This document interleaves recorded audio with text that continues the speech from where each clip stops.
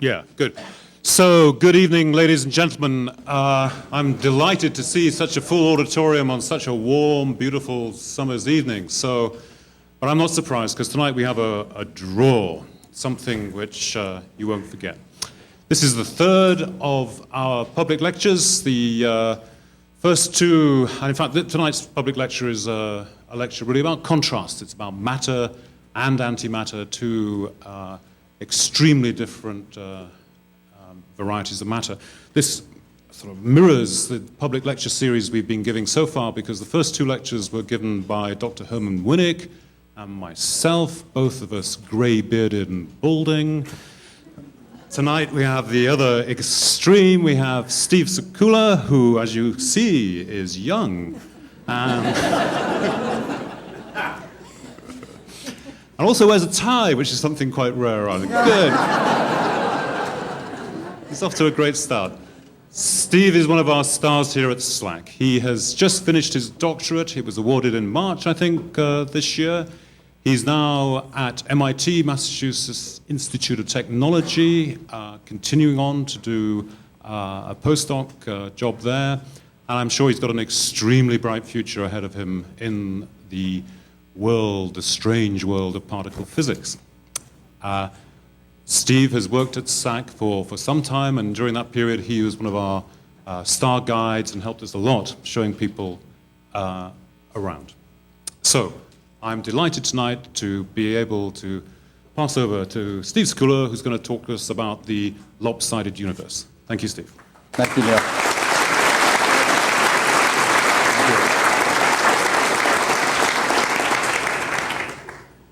It's my pleasure tonight to present to you a story about the universe as we believed it existed and as we know it now exists, and our ongoing quest to understand the truth behind why the universe turned out the way that it did.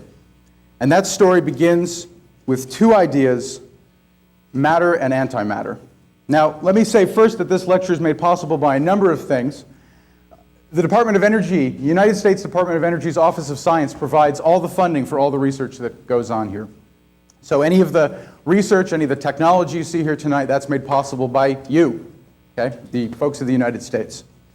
Stanford University manages and operates the laboratory on behalf of the Department of Energy, and so we couldn't be here either without Stanford University. It has provided so much over the years to make this a world-class facility. I'm going to begin tonight with the first chapter of this story, which is matter and antimatter. And I can't go into this too far without giving you an idea of what these things are. Now, matter is supposed to be a fairly familiar concept. Matter is what you deal with every day. It's what you're made of.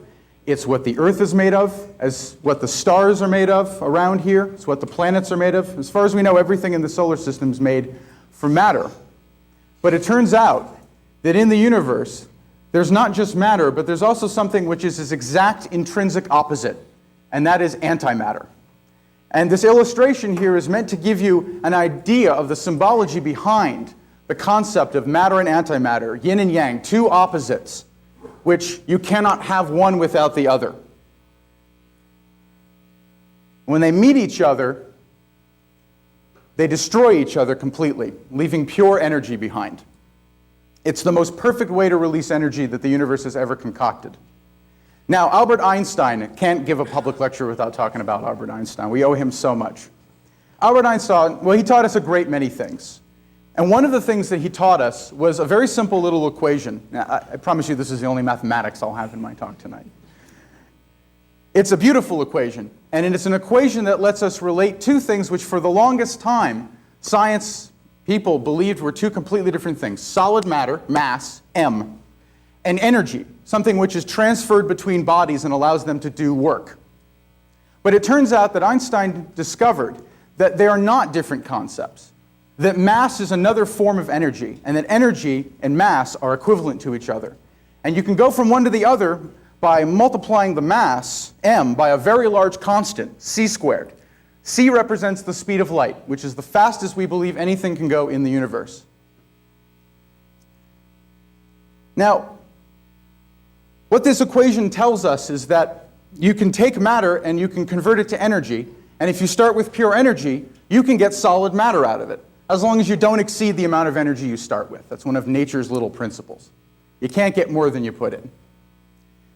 Paul Dirac is another famous physicist, and in many ways he is the father of antimatter. He received the Nobel Prize in 1933 for his work with the electron. Now, the electron is a tiny little particle that's found, billions of them and billions of them, in all of you. They run around the outside of every atom in your body, and they cancel out, they have a negative electric charge, and they cancel out the positive electric charge that is the property of the nucleus of every atom in your body. Now, Mr. Dirac was interested in understanding the behavior of electrons as they're flying through space. Seems like a very simple concept. But the more he worked with these ideas and the more he laid down his mathematics, the more he realized that he had a little problem. Every time he tried to understand the electron, he inevitably got this other particle that had an opposite electric charge. When it met the electron on paper, they destroyed each other. And he thought, well, that can't be right. And he tried to explain it away, tried to explain it as the proton, but it didn't work. And years later, in the late 1920s, after he'd done his original work, the opposite of the electron, the positron, the antimatter electron, was discovered, confirming his discovery that if you're going to study matter, you have no choice but to also accept the existence of antimatter. The existence of one begets the existence of the other. It's opposite. Antimatter is not something which is that unfamiliar to you, I suspect. Yeah, that's what I thought. Yeah, a lot of you are like me. Okay. Some of you may even own this book. Like me. Antimatter makes its face pretty well known in popular culture. Star Trek is a fantastic example of this. You can't go anywhere in the universe without smashing hydrogen and antihydrogen together to make an extremely hot plasma, which you can pump into your warp coils, warp the fabric of space-time, and zip around the galaxy in 60 minutes. Okay? This thing here that appears in the Star Trek Next Generation Technical Manual is a schematic for a matter-antimatter reactor assembly, where hydrogen is stored in a tank at the top and antihydrogen at the bottom, and they're pumped with magnetic fields to the center where they react, and dilithium, regulates the reaction. And boom, they go off the power transfer conduits to the warp coils, and off they go. Antimatter in this context is drama. It provides a dramatic basis for the storyline, and it all begins with engage. Okay? Antihydrogen and hydrogen meet each other, and boom, off at the speed of light, or faster, as the case may be in Star Trek. Drama. But there's more to antimatter in your everyday life than TV and fiction, especially if you've read anything by Dan Brown lately. If you've ever had a PET scan, has anyone here ever had a PET scan before? Yeah? One? Yep, two. Okay, several people. If you've had a PET scan, you've benefited from antimatter. A PET scan starts with the injection of sugar into your bloodstream. Now, this is a special sugar. This sugar has had atoms in its molecule replaced with radioactive versions of the same atoms. Your body needs sugar, so it starts to distribute that sugar that's just been injected to parts of the body that require it. These images here are regions of the brain that, at the time when these activities were taking place, like looking, listening, thinking, remembering, and working, the brain needed sugar, and so it took the sugar in and started using it up. But because the sugar is slightly radioactive, when it decays radioactively, it gives off a little anti-electron. And that anti-electron doesn't get very far before it hits one of your normal electrons, giving off two little photons, two little particles of light. The device that you're laying in at the time the PET scan is taken is meant to detect those little blips of light and tell exactly where in your head they came from, or wherever part of the body they're scanning. And so you can see here the red regions were hungry for sugar at the time that these images were taken. And this is where the little bits of light were being given off and detected by the PET scanner. Positron emission tomography, PET. And one of the things I was asked to point out is that thinking is a lot different from working. Okay?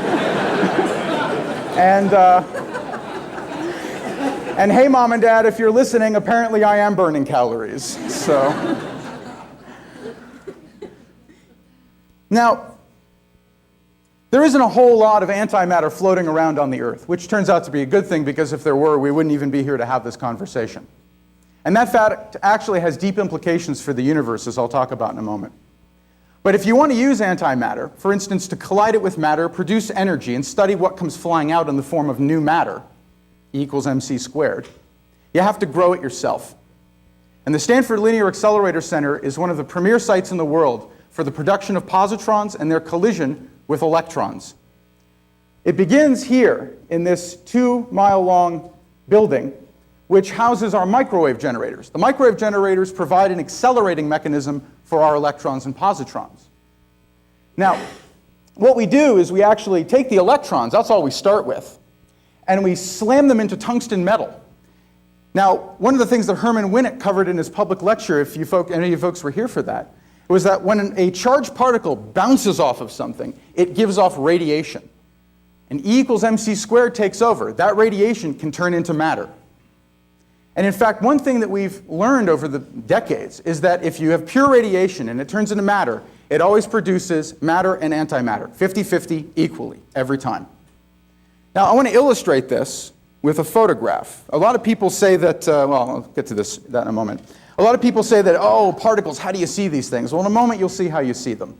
These are minuscule little objects. Now, to give you an idea of sort of the utility of this, SLAC has produced in 20 years, okay, 0.000002 pounds of positrons. If you converted all the energy in that time and turned it into electricity with no efficiency loss whatsoever, you would be able to power a very low light bulb, okay? That's not going to solve any energy issues anytime soon. But I'll tell you one thing, it's more than enough to begin tackling questions about the origin and nature of our universe. So how do you see these things? There's a little story I want to tell you here. This picture was taken with a device called the bubble chamber. This is actually a liquid bath of hydrogen. And what happens is, as electrically charged particles pass through the hydrogen, it dumps a little energy into the hydrogen and causes it to boil, forms little bubbles in the liquid hydrogen. And a picture is taken of that boiling process, and you can see here the paths of electrically charged particles as they passed through the liquid hydrogen and were photographed by the camera. Now, this photo was taken with a 40-inch bubble chamber that was running here at SLAC in the 70s, and this photo was taken in 1971. Now, I'm young. I haven't had much experience with bubble chambers. It's sort of an era that's a little before me. So I spent some time poring through the SLAC archives trying to find some really beautiful photos illustrating photons turning into matter and antimatter. And I got a bunch of photos, and a buddy of mine and I were sitting in the orange room here one night. That's a conference room here at SLAC. And we're looking through these photos, and in walks a woman named Sunny Parrish. And she's just passing through. She's going home for the night. It's about 7:30 at night. And she looks and goes, oh, bubble chamber photos. I was a scanner here back in the day. And a scanner, these are the people that used to look at the photographs and try to identify the particles and the interesting events and all of them. It was done by hand. And I said, well, that's great. She asked what we were doing. I told her we're trying to find some good photos. And I said, we're looking for production of matter and antimatter pairs. And she goes, oh, no problem. There. And I'll highlight one of them for you. So it was just, this is one of these things that I think everybody who's probably worked at this lab has had an experience like that, where you're just sort of sitting along, bumbling through, not knowing what you're doing, and someone walks in and unexpectedly has the answer you're looking for. And in fact can tell you more than you really thought you'd ever know about these photos. And I had that experience over the last week to meet with a lot of people who taught me a lot about this stuff. Now, Dirac had a historical perspective, which I learned as I was preparing for this lecture. And I learned it by looking at his Nobel laureate speech from 1933. And you have to read all this, but the gist of it is as follows. He says, if we accept the complete symmetry between positive and negative electric charge, similar to what I just said, that whenever you start with pure energy, you produce 50-50 matter and antimatter, we have to regard it as rather an accident that the Earth is entirely made of a preponderance of electrons and protons, and not their opposites also. And so he speculated that it's quite possible that for some of the stars, and by this I think he meant a great many other bodies in the heavens, that in fact there may be half of each kind, matter and antimatter. Now the signature for this would be quite striking. We would look out at the stars, we would look at galaxies, and we would see lots and lots of gamma rays resulting from matter and antimatter just destroying each other all the time, from antimatter stars spraying off gas into matter stars, planets colliding with other planets, black holes gobbling up these things together and them just annihilating as they're coming in. It would be a mess. And there are a number of other things you can look for out there that will tell you that there's 50-50 matter and antimatter out there. But there's a little problem with that. We just don't see it. We've looked very far out into space with very sensitive instruments, and we just don't see evidence in our universe for 50-50 matter and antimatter, for matter and antimatter cohabiting in galaxies. It's extremely improbable that at the beginning of time they would have been thrown in completely opposite directions. If you actually sit down and work those numbers out, it's painful. But it's extremely improbable. Now, before I continue with this, I want to talk a little bit about the nature of our universe, its size, distance scales, time, and what it means to be in this universe and to be looking out at the stars at night. It's actually this constellation which was partly responsible for me getting involved in physics in the first place. Believe it or not, I was actually going to be a novelist when I was in high school. But I saw a special on PBS that kind of turned me around on this because it presented me with an interesting puzzle. It said, well, let's consider the Big Dipper, all right? Many of the stars in the Big Dipper are 80 light years away. That means that it takes light 80 years to go from those stars to us on Earth so we can see them. Light travels at 186,000 miles per second, or 6 trillion miles a year. Let's put this on an Earth scale. If you have a beam of light that you could send around the Earth, it would go around the Earth 7.5 times in a second. Extremely fast. And that's the fastest anything can go in the universe that we know of. What struck me about this was the following. I will see the Big Dipper on the day, as it appeared on the day I was born, when I'm 80 years old.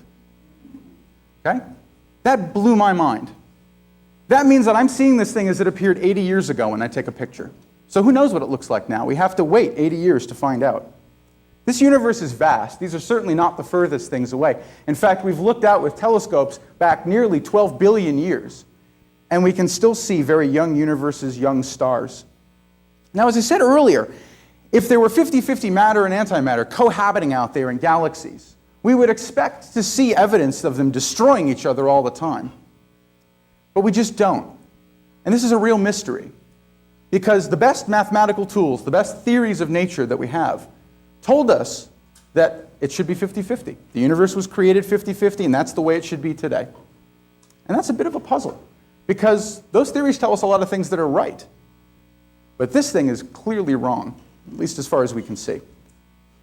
So we looked in many billions of light years in every direction, and we just don't see evidence of these things destroying each other all over the place, certainly not even in our own galaxy. So where did all the antimatter go? Something had to happen to it. If the universe was created 50-50 and the stuff couldn't get far enough away from itself fast enough, this universe would have self-destructed right away. They would have been pulled back together, smashed together, boom, no universe. So what happened? And this is a mystery which physicists here at SLAC and all over the world are engaged in right now, trying to understand it with the best tools and talent we have. Now, one of the interesting clues that we have from nature is that for every proton, for the basis of every atom in your body, there are 1 billion photons of light in the universe. And that's an odd number. Why would that be that way? Well, it turns out that if there was a lot of matter-antimatter annihilation at the beginning of the universe, you could have produced a lot of photons that'd still be flying around today. This image right here is actually really quite fascinating. When the Big Bang occurred, which is the theory we have now that we believe describes how the universe was formed, after the universe started to expand, it was a hot soup of its own building blocks. So hot that light was trapped. It would be emitted, it would get stuck by another particle, it would be emitted to another particle, it would get stuck there. It couldn't fly freely through space. It just kept running into other really hot particles. But over a course of many hundreds of thousands of years, the universe cooled down. And eventually, hydrogen formed, and the universe became neutral, electrically neutral. And when that happened, light was free to travel as far as it wanted in the universe. It was no longer getting hit by atoms that wanted to absorb it. The universe had cooled too much at that point. And that light has been traveling through the universe ever since, the last echo of the Big Bang, the moment light became free to stream through the universe and hit our eyes. Now, currently, the temperature of the universe is only a few degrees above absolute zero, 3 degrees above absolute zero. Now, absolute zero is the point at which all atoms in the universe stop moving. It's the coldest anything can get. And our universe, on average, throughout its entire bulk, as far as we can see, is only 3 degrees above that. It's very cold today.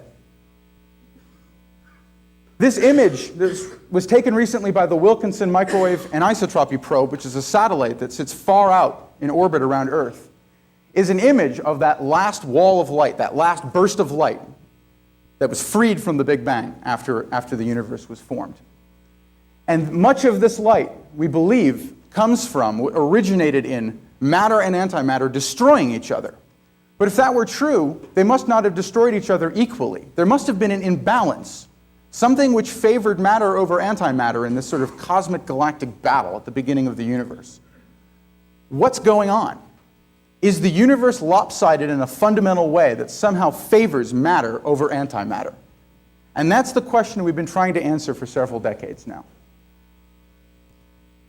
But to answer the question, we have a little quandary here. If we want to keep looking out in space, we're kind of stuck.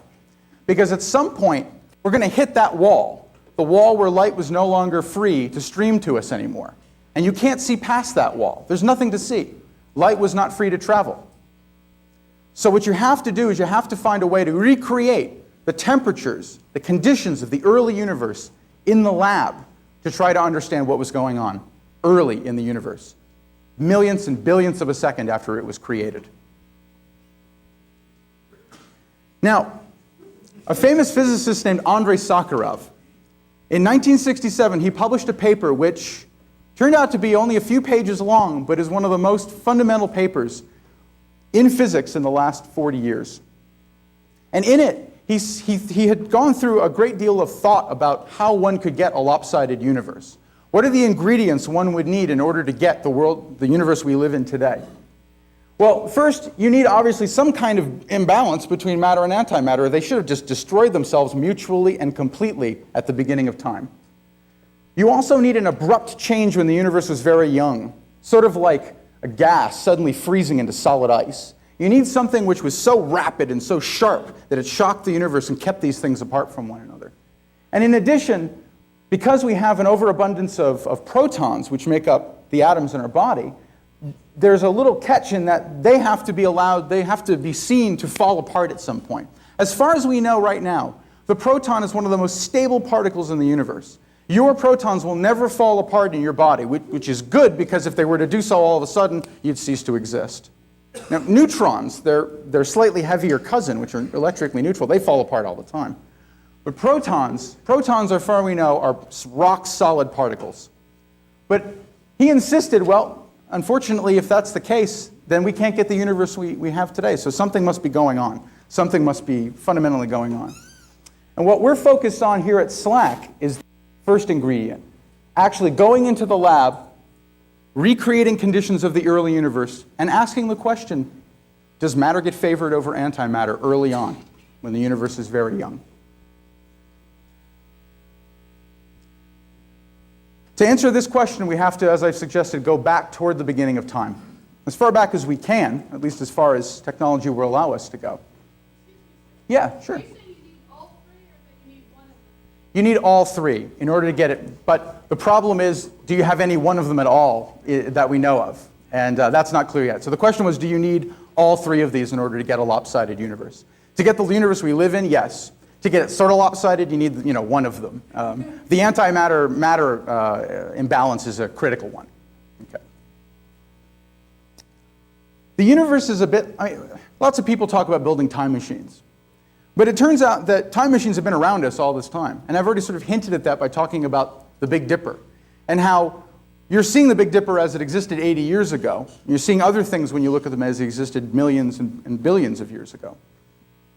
And to try to solve this mystery with the considering the imbalance of matter and antimatter, you have to go back in time beyond the sight of our most powerful instruments, our most powerful telescopes. And you have to study the universe at a very high temperature, a very high energy. I want to connect those two ideas right away. So that it's equivalent to studying when it was young, very dense, packed, a soup of its own building blocks, and extremely high temperature. Right now, we believe it's been 13.7 billion years since the creation of the universe, and we believe this based on strong experimental evidence. And the temperature right now in Fahrenheit is negative 455 degrees, on average, throughout the universe. It's a little warmer here, thank goodness. But not out in space, not out in space. Now, at the time when the light was free to stream to us and become what is called the cosmic microwave background, this last echo of the Big Bang, that was 380,000 years after the universe was born, and that was at a temperature of 5,400 degrees Fahrenheit. Where we're going is before. We're going to an era after this thing called inflation, but a tiny fraction of a second after the universe was born, when it was this dense soup of its own building blocks. So what we do here at SLAC, we collide matter and antimatter, electrons and positrons, 50-50. And the electron and the positron meet, they destroy each other, and they leave pure energy behind, a dense little pocket of energy. E equals mc squared takes over. That energy is free to then turn into solid matter, and we can look for that solid matter that comes flying out of the energy using powerful instruments called particle detectors. The collider is what smashes the electrons and positrons together. The detector is what looks for what comes out. Okay. Yeah? Out of what is the solid matter made? What's that? Out of what is the solid matter Out of what? Yes. Okay, so the question was, out of what is that solid matter made? Energy and solid matter are the same thing. You can almost think of matter as sort of extremely bound up, slow-moving energy that's stuck in one point in space. So the energy just, in some sense, condenses into solid matter with weight, mass, and then comes flying out. And it's a process that I'll actually show you in a moment, some pictures of this happening, hopefully in real time. And this image right here, which is a static image, but I want to show you some pictures we're doing right now with our experiment. This picture, which is a picture taken by our particle detector called BABAR, and I'll explain that in a bit. BABAR took this snapshot. What's going on is that coming into the screen and going out of the screen are the beams of electrons and positrons. And they meet every 4 nanoseconds, every 4 billionths of a second. Right here at the center, they annihilate each other, and then what comes streaming out are other particles, other building blocks. Sometimes they're electrons. Sometimes they're heavier cousins of the electron, like muons and taus.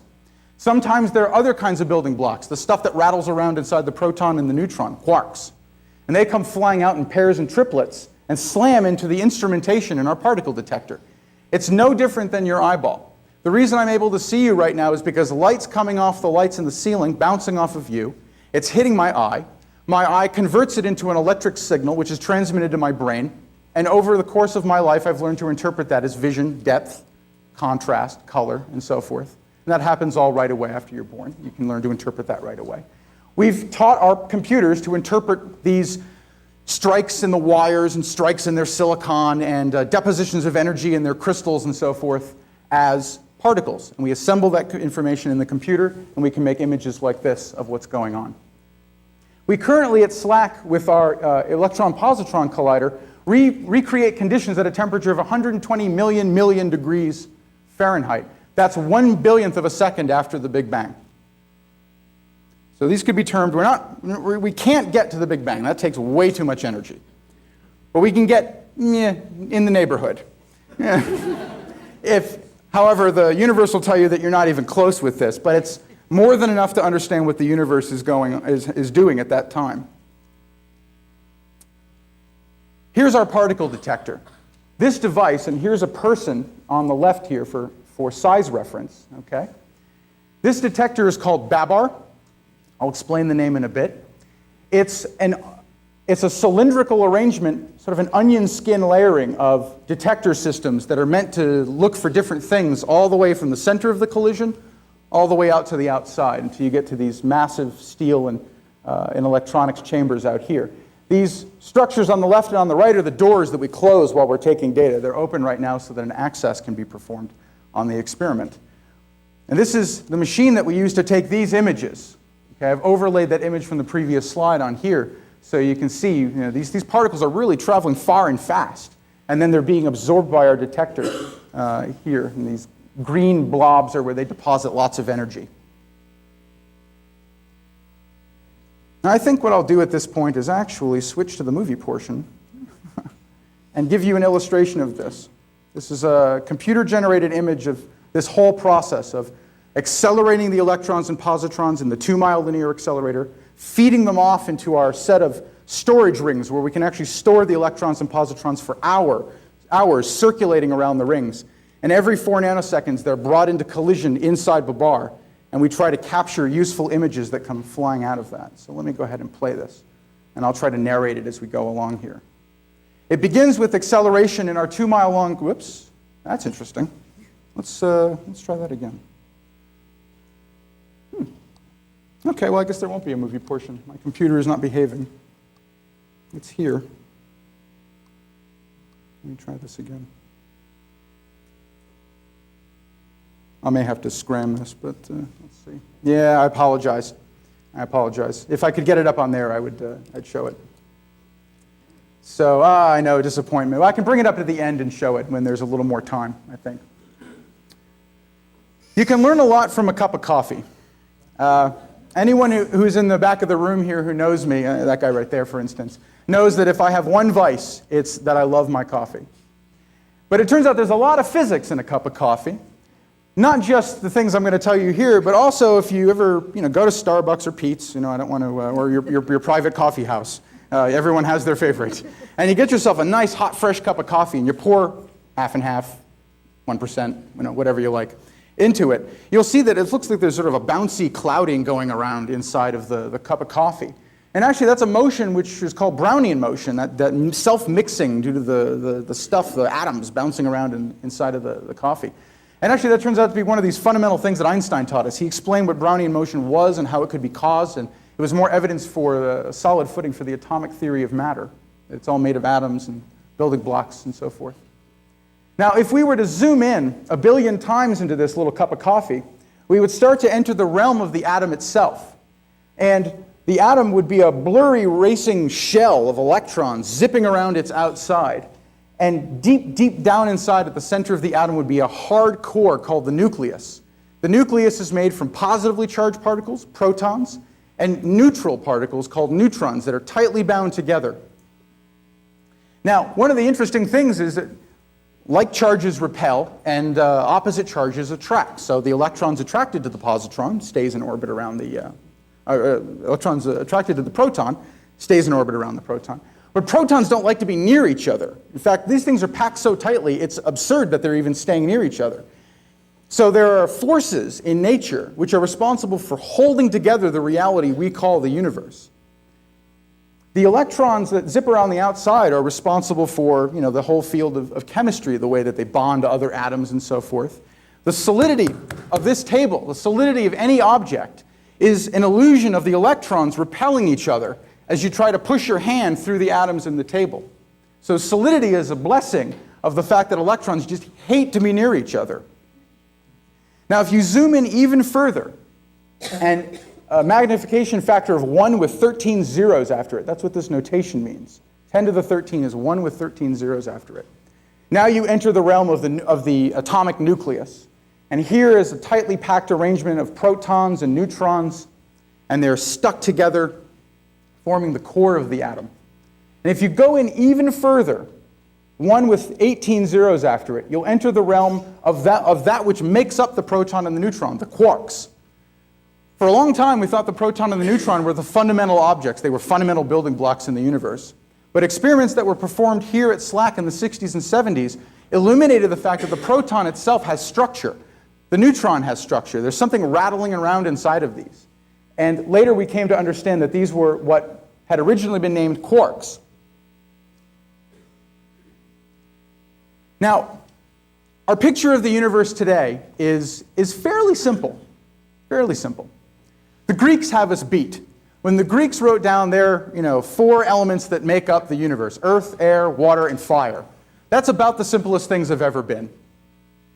Our picture of the universe today involves 12 building blocks, 6 of which I've shown here, and I'll talk about them in a moment, and 4 forces that glue the building blocks together and weave the pattern we call reality, the solid universe, our world around us. The electron, it's fairly familiar. In fact, the electron is something which, every atom has. It also has a little partner particle called the neutrino, which has an extremely vanishingly small little mass. We thought for a long time it had none at all, just like the photon. It had no solid mass to it whatsoever. But recent experiments have shown us that it has a tiny, tiny little mass. And it has no electric charge, and billions of these things are passing through your body every second. And coming from the sun, coming from electrically charged particles slamming into our atmosphere. The electron has a heavy cousin called the muon. It's a heavier relative, and it lives for about 2 millionths of a second before it falls apart, turns into other things. Its energy gets turned into other forms of matter. It also has a tiny little partner called the muon neutrino. It quite often gets created along with the muon as a result of some heavier particle decay. And then there's an even heavier one still, another heavier cousin of the electron called the tau. The tau is extremely heavy, it's extremely unstable, and it was discovered here in 1975 by Drs. Martin Pearl from SLAC and Dr. Frederick Rains from UC Irvine, for which a discovery for which they were awarded the Nobel Prize in 1995. And this, along with the recent evidence for the tau neutrino, which was postulated to exist, but which only recently we've seen, this completed this family of particles here called leptons, the light little ones. Although these guys aren't so light at the bottom. There are 6 more, the quarks. Leptons and quarks are the 2 categories of building block. The first row is the family that makes up the proton and the neutron. Neutrons contain 1 up quark and 2 down quarks, and protons contain 1 down quark and 2 up quarks. And those things rattle around inside the proton. There are other relatives of these quarks, however. The charm quark, which was found here in 1974 and also at Brookhaven National Labs in Long Island.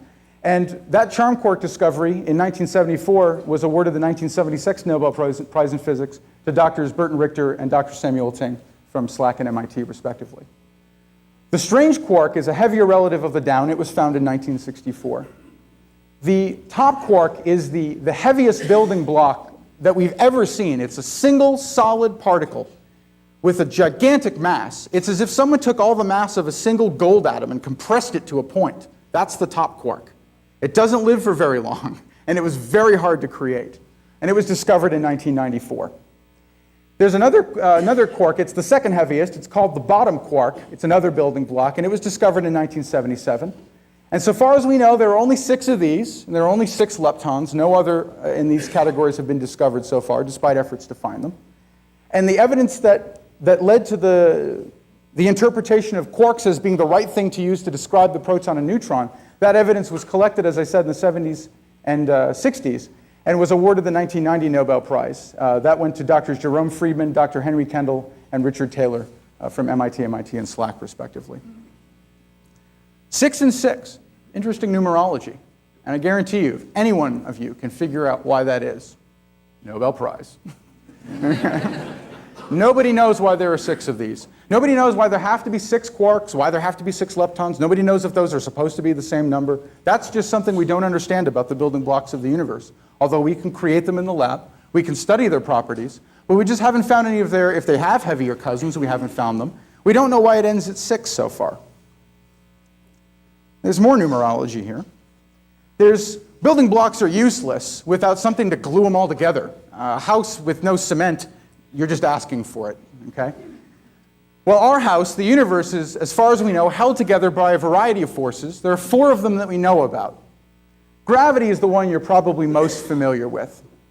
Gravity is what keeps you from jumping and flying out into space. It binds anything that has mass to anything else that has mass.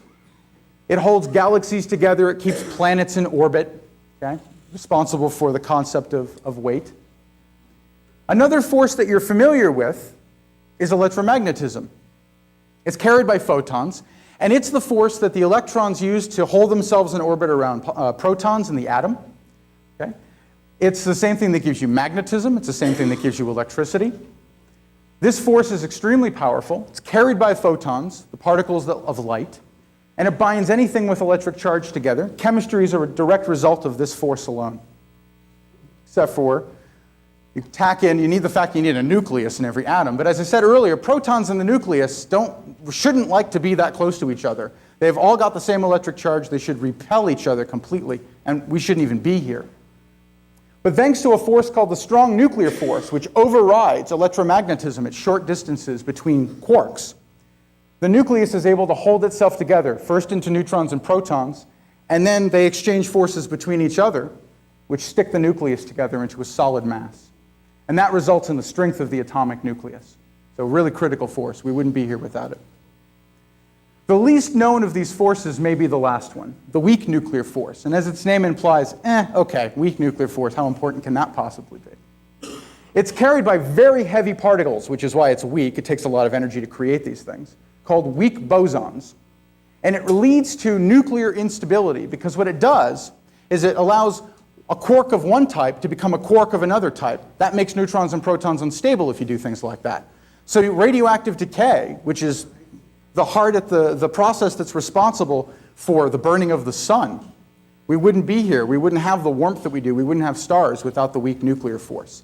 It may be the weakest of these, except for gravity at short distances, but it's extremely critical to the way our universe turned out today. And one of the other neat things that we've learned is that at high energies, it merges with electromagnetism to form a single force, a single manifestation of an interaction between these building blocks. We call it the electroweak force. The question is, what happens if you keep ramping up the temperature? Does the strong force unite with these? Does gravity unite with these? We don't know the answer to that question either. That's another Nobel Prize if you can figure out why that is. Okay? Yeah. Where is that? Yeah, sure. What do you mean by carried by?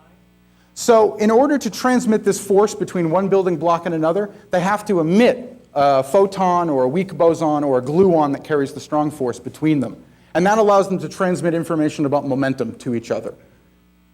So it's the particle that mediates the reaction between the building blocks. Without these particles, you wouldn't be able to transmit the forces, and the building blocks wouldn't know about each other at all. They'd just fly freely through space and never talk to each other. Yeah.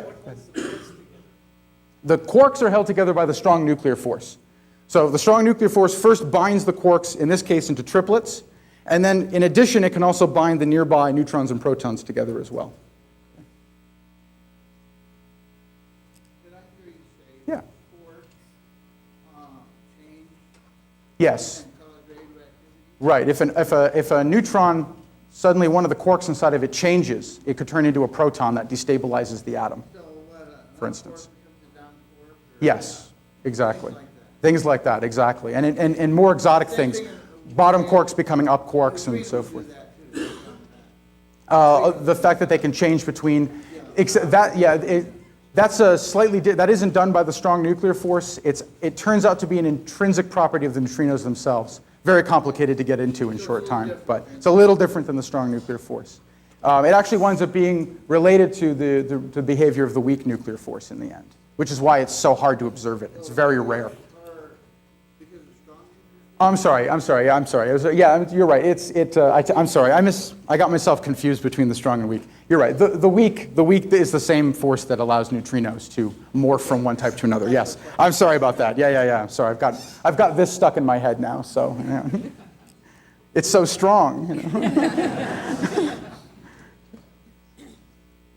So the last chapter of this story is lopsidedness. Do we see it? Now, I'll talk a little bit about the experiment that's been devised here, and a complementary experiment that was also built in Tsukuba, Japan, to test for lopsidedness in the building blocks at near the beginning of time. What is BABAR? I've mentioned BABAR several times here, but what is it? Well, I've hinted, it's a particle detector, but it's a little more than that. It's a wonderful mascot. This kingly elephant right here, this is our mascot, with all rights reserved, of course. It's a particle detector. I've shown you one end view of BABAR, but here's a front combined with a side view and a back combined with the side view here. The positrons enter in here, and the electrons come out the front. And the electrons come in the back, and the positrons come out the back. And they meet in the middle, destroy each other, and then hopefully we're able to take a picture of something interesting going on afterward. These devices, in combination with the particle collider that they reside on, are referred to as B-meson factories. And I'll explain what that means in a moment as well. There are two B-meson factories in the world that collide, that are built in similar ways to test similar ideas. One is here at SLAC. The other is at the KEK Accelerator facility in Japan, and its detector is called BEL. BABAR is also 600 physicists from 75 institutions in 10 countries. It's a tremendous effort. Physicists, engineers, engaged. I'm sorry, they should be physicists and engineers. I've just isolated a whole group of people. I'm sorry. I'm never going to live that one down. It's 600 physicists and engineers who make sure that this experiment runs 24 hours a day, 10 months out of the year, okay, except for shutdowns to do routine maintenance and to conserve electricity. Okay. Who do data analysis daily, okay, who put blood, sweat, and tears into understanding the nature of the early universe. This is only a fraction of that 600. These are the people who are able to make it out during one of our collaboration meetings to get into the photo. You can see stragglers kind of running in from the back here. Okay. And in addition, BABAR is part of what I call the SLAC B factory, B meson factory. The B factory is a combination of several pieces. It's the 2-mile linear accelerator from which we get our positrons and electrons. It's a pair of storage rings that run here in a hexagonal configuration, stacked on top of each other. In one we store electrons, in the other we store positrons. We cross those beams in BABAR, bring them back out afterward, and we keep running them around the rings. We can store these things for hours. It's an amazing technical feat. So we can use the same beams and keep recycling them and keep trying to bring them into collision, collide, collide, collide, and see what comes flying out. And we currently have the world's largest database as a result of that. SLAC houses a database which has hundreds of terabytes of data stored in it at any time, and it's growing ever larger all the time. And that's because what we do is we actually write out 100 events per second from all of this. We start with collisions at 250 million collisions a second. We skim out the interesting stuff, the stuff we can get fast, write that out to disk 100 events a second, and those are the events that physicists then go and pick through and look for the things they're interested in. And what they're interested in many cases, is looking for B mesons. That's why this factory was built. This factory was built to produce particles called B mesons. And I'll give you an illustration of what those are. We actually produce with every collision one B and its antimatter counterpart, which we call the anti-B meson. Now physicists have this little notation where they take the letter that represents one particle and they put a little line over it, a bar, and that denotes its antimatter counterpart. So what we do here is we produce B and B bar, BABAR. That's where the name comes from. What is a meson? I keep saying this word, but what the heck is a meson? A meson is a pair of quarks that's bound together by the strong nuclear force. What I've illustrated here is a massive bottom quark, one of the 6 quark building blocks of the universe, bound together with a down quark. It's an anti-bottom quark and a down quark, bound together to form what we refer to as the B0 meson. It has no electric charge, so we put a little 0 after it. That's our neutral B meson. So B meson is any pair of quarks, like this. And we look for lopsidedness by making little universes that have 50-50 B and anti-B in them when they start out. And we can actually go in and measure and see that they're 50-50. So we collide positrons and electrons. They annihilate, they produce energy. Little pairs of quarks come flying out of this. They stick together and form B mesons, which fly out from the collision point.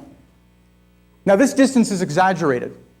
This is only 2.5 human hairs diameter worth of distance. So take 2 of your hairs, take another half if you can do that, line them up next to each other, and that's how far these things travel. We can see that. We can see them fly that far from where they're created. That's how powerful this instrument is. The question we want to know is, after they've traveled and after they fall apart, deposit their energy in other lighter particles that then strike our detector, do you still have 50-50 matter and antimatter? And the answer is no. nature has a little bias in it. Nature, when presented with 50-50, if you do enough times, you'll find out that you dominantly wind up with matter coming out winning at the end of the equation. You'll get rid of more antimatter than you get rid of matter. You can actually run this experiment and do it. Go into the lab and do this, test it, and find out that, oh my goodness, nature has a bias built into it. Which means that in the very early universe, this mechanism took over, started to favor matter over antimatter, and then when the mechanism was no longer in operation and the antimatter met what was left, the remaining antimatter met part of the matter, they destroyed each other. We're left with 1,000,000,000 photons to protons in the end. And that little piece of surviving matter is what we think was left over to form the universe. We just barely scraped by on that one. Okay. Why? Why? Ah, that's a good question. We're getting to that. Okay. That turns out to be a very tough question. Okay. There are a couple of answers to that, and let me get into that. So this discovery made headlines. This is the New York Times article that was published when the announcements were made by BABAR and Bell about their first observation of this lopsidedness using B mesons to study this. Now, why is a very good question. Let me start with Galileo. I like Galileo. Galileo was really the first person who introduced us to rigorous experimental science. And he used the telescope as his instrument to understand, to make sense of, logical sense of the universe that he was presented with every day. And he turned it to the stars. And he was the first person to observe that Jupiter had moons, which was a tremendous discovery. And similarly, we use a tool, a mathematical tool, but a tool, called the Standard Model to do the same thing, to study things like B mesons and other mesons like K mesons, pi mesons, and so forth. There are a whole zoo of these things. The Standard Model, it turns out, does allow for a little bias between matter and antimatter. But it didn't, when these equations were written down, it failed to tell us how much. It was one of these things where you could actually see it in front of you, but it was just a dial you could tune, and you didn't know if that dial was 0 or if it was set to 100%. Okay? You hope it's really big, because it better have been big enough to get rid of enough of that antimatter. Well, while we've discovered that that dial is not set to 0, here at BABAR and also at Bell, striking evidence, in fact, time and time again, that that dial is not 0. It's not enough. It's not enough to give us the universe that we have today. It's not enough of an imbalance. Which tells us one thing. The Standard Model, which has been so successful at predicting so many things, is not a sufficient description of nature. It's not the end of the story. We've been using it for decades now, and it's served us extraordinarily well. But we started to go into the lab now with the intent of looking for places where it fails completely. And this is one of them, but we don't know why it fails completely, because no other theory has been presented which can take up the slack and be a better theory of nature than this one. String theory is something you've probably all heard of. Supersymmetry is something you've also probably heard of. Both of these allow for an even bigger matter-antimatter imbalance in them. But the problem is that while they're neat mathematical theories, they're great mathematical tools, we've never found a way to actually go into the lab and test them. Now, there are ideas in the next few decades to try to take some of the little predictions, little, I say things like extra space and time dimensions. Okay, I guess that's not little. But you can actually try to go into particle physics experiments and look for the presence of other spatial dimensions than the 3 dimensions we believe we live in, or other dimensions than the time dimension we believe we're moving forward in. Okay? Yeah.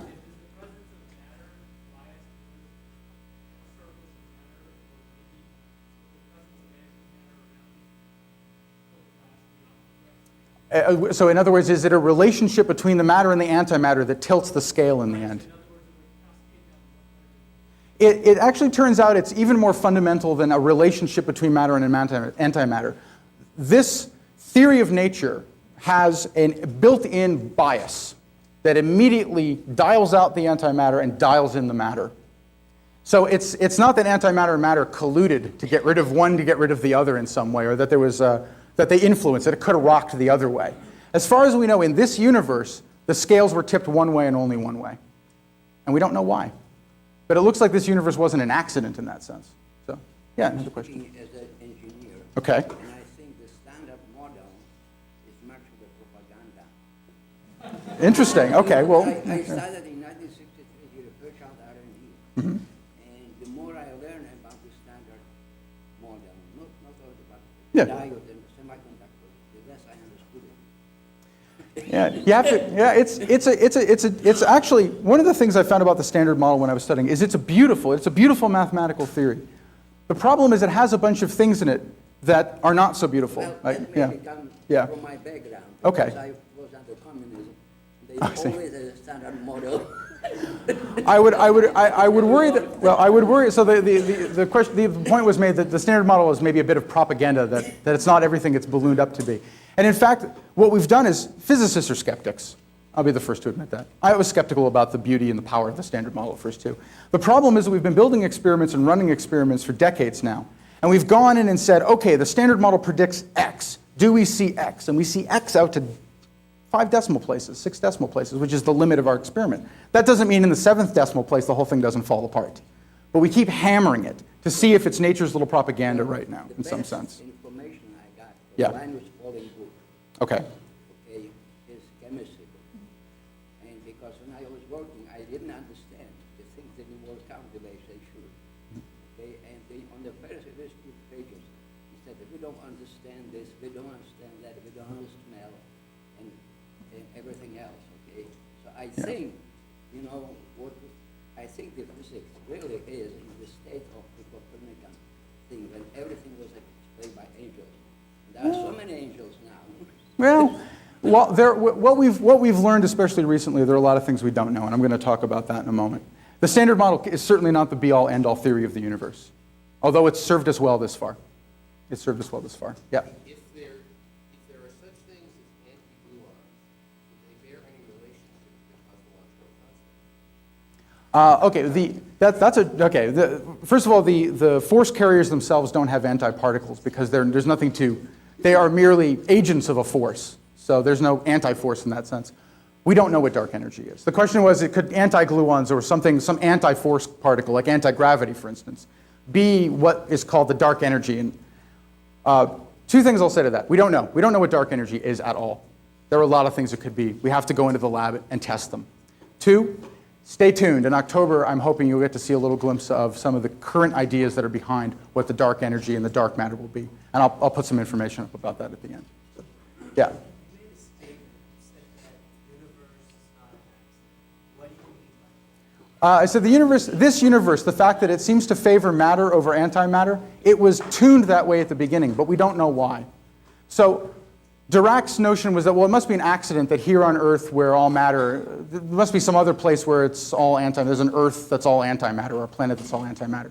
And he said, well, you know, it could have gone anyway. It could have been 50-50. We could have been made out of antimatter, I think is what he was saying there. But in reality, there's this built-in bias into the workings of nature that we don't understand. We don't know why it's there. We don't know why it's tuned where it is. Okay? But it's there, and it does favor matter over antimatter. So in some sense, this universe wasn't an accident because something happened very early on to tune that number where it needed to be to get here. I don't know why. I don't know why. That's a tough question. Okay, yeah. Right.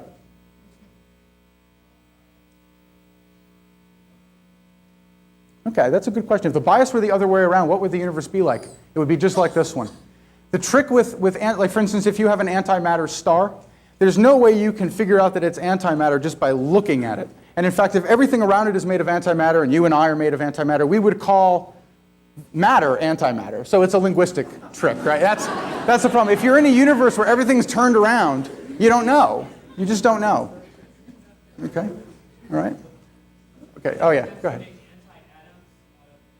Yeah, there have been attempts. And the most successful so far were making atoms of antihydrogen. But the problem is storing something like that is nearly impossible right now. You need to keep it away from matter. And it's almost impossible to do that. Yeah? So, yeah, that's a good question, though. Yeah? Question. In the context of physics, what is the definition of the word natural? Is this a cross behind? Yeah, that's okay. Yeah, now we're sort of bending toward philosophy. But yes, in physics, when you refer to nature, you refer to that What you believe is that rational principle that you can understand that is behind all the workings of the universe. That is nature. We have yet to truly understand what nature is at its heart, and we may never. But the whole point of doing these experiments is to see if we can understand it, understand why the universe is the way it is. Could it have been otherwise? Did it have to turn out this way? And that's a lot of the rationale behind going into the lab and saying, okay, I've got a great idea. Let's test this. And if the answer comes out, oh, unsuccessful, okay, well, that was clearly not right. And you try again, you try some other idea. And this has been repeated for hundreds of years to build up what we believe we know now about the universe, which may not be the end of the story. In fact, I hope it's not the end of the story. I think there are too many things we don't understand for it to be the end of the story. But there's a lot of excitement in trying to go in and understand that rational principle behind the universe. All right, so I'll almost wrap up here, and then there'll be lots of time for questions right afterward. We need something else to understand why the universe turned out the way that it did. We need a better theory of nature. We need to be able to go in and test that theory of nature, put it to the task and say, okay, predict something. You predict this? Let's go test it. It's going to be a while before we can actually start nailing down, which theories are better than some other theories and so forth. There are a lot of ideas out there about what could be the way that the universe really operates.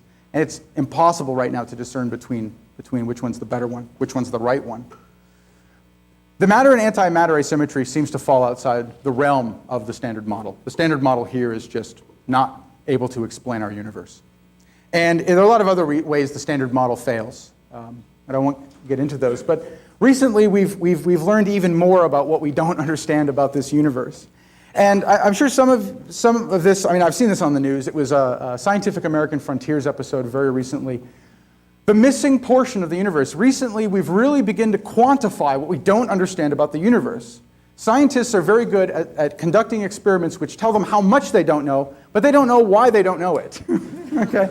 You can do this. I'm not kidding. It's not a joke. It's really serious. It's part of the business, is to understand what you don't know as much as you understand what you do know.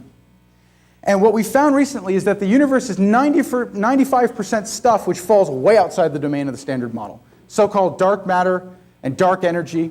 We don't understand what these things are, but they seem to make up a large portion of the universe. They seem to have allowed gravity to condense galaxies together. They seem to be responsible. Dark energy now appears to be responsible, we believe, for pushing the universe apart faster than it's been moving apart in the past. We don't understand that.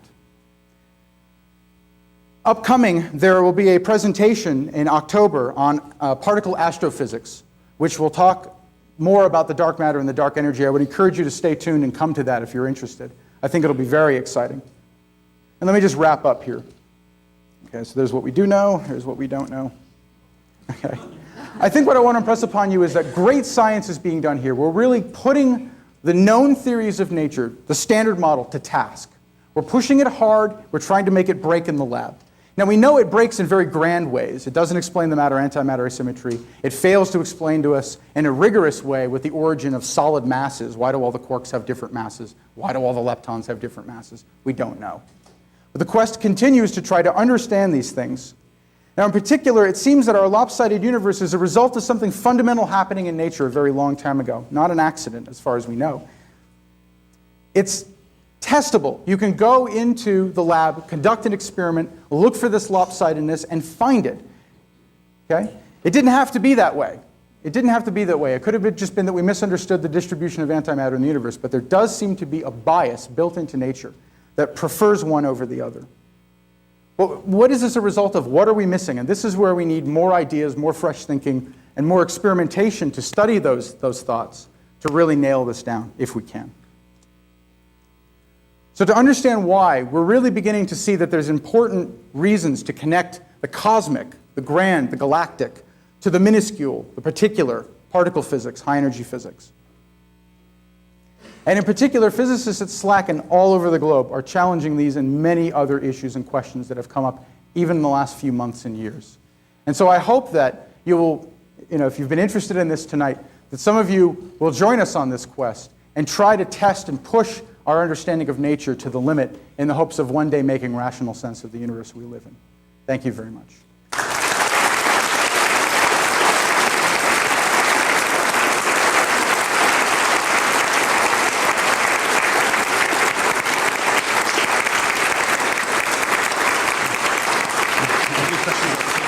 Yes, thank you. So, Steve, thank you very much indeed for this very illuminating but also entertaining talk. That I don't think Steve is going to have very much time to do physics, because he's going to be using all his time to give public lectures in the future. Got to do physics. Please don't rush off home, because outside we've got more real physicists who will be out there to answer any of your, well, not any question, but specifically questions about physics. Any question we can answer. Yeah.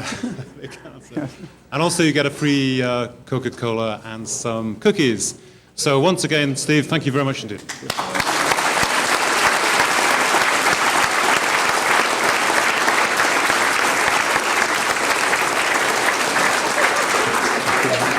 And let me just say that upcoming in August 31st, we've got Metals, Molecules, Life and Death, understanding the role of metals in living organisms like ourselves and why they're a boon and a bane to our existence, and how the Stanford Synchrotron Radiation Lab is really trying to break new ground in understanding their role in life.